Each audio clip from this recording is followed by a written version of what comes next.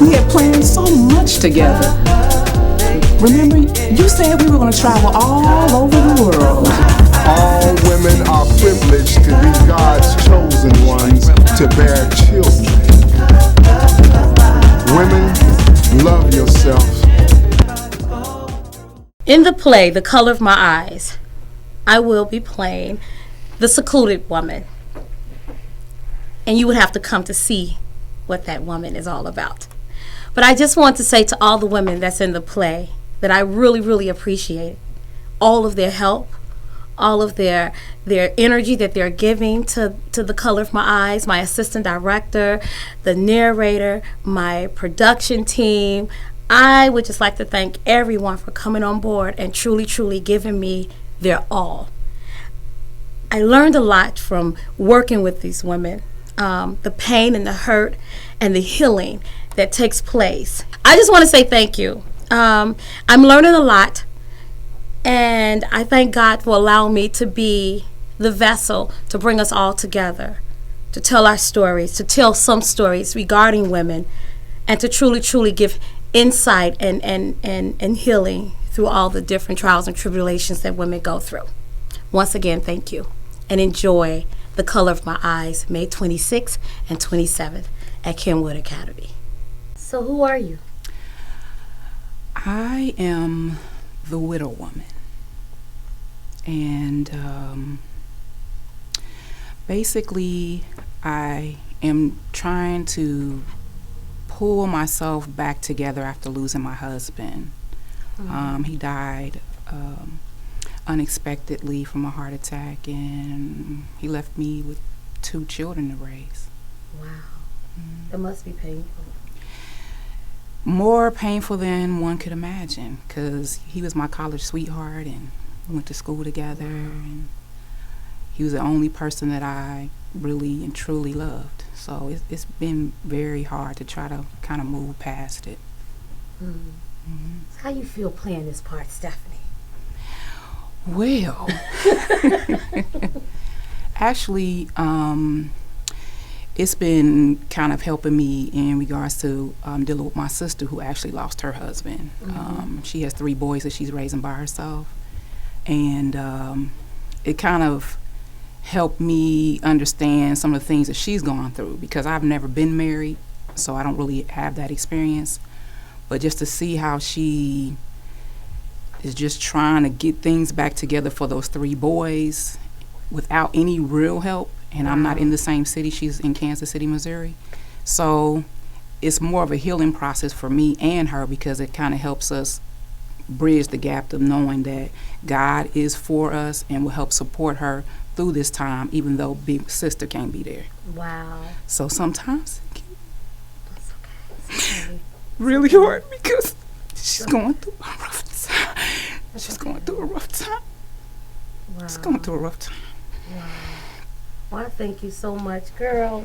Thank you so much. Thank you so much for this. Thank you for letting me, participate in this, because it really helped. So who are you in the play? I'm the narrator. I bring perspective, healing, and guidance to the women in the play. I think it's a very important part, because there are no men other than my voice.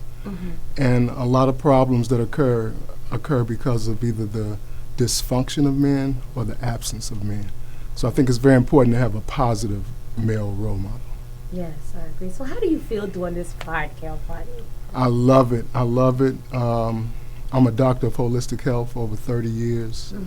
And a lot of the stories that are in the play I've heard too many times. And so to be able to be in the play and give perspective and insight and healing, I think it was very insightful for the author to put that type of energy in there.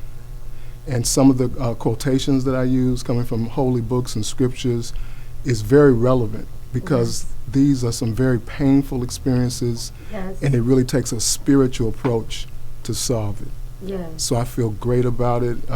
It's what I do in my everyday life, so it's not hard to get into it, and I feel really called to it. And I really thank the Creator, and I thank you for your insight. Thank you. So with the music part, you came up with the idea with us shaking the shingarees. It's like, I know it's not called the shingarees, but it sounds good because I'm poetic, you know. But shaking the shingarees at the end, well, we won't say what's at the end, but the music, the connection with the healing and going through the growth experiences. What just elaborate a little bit on how the music and dance connects with that. Well, you had music throughout. Yes. And music is, of course, the very much necessary ingredient to all drama. It just brings a lot of energy to it. So at the end, or in the play, there's a section where everyone's playing a musical instrument. And that's just a very powerful piece that will surprise a lot of people. But music and healing are like one-on-one. Yes. Our ancient ancestors used music primarily for healing, to really evoke a lot of power and energy. And so it's a great energy. Okay, well, thank you so much. Thank you. You so much. Thank you. Kilfane. Thank you. Dr. Kilfane. Thank you. So I just want to introduce the world to my assistant director, Mr. Brian McLemore Smith. Wow, you got them all right. I did. So I just want to ask you, how do you feel working with all of us women?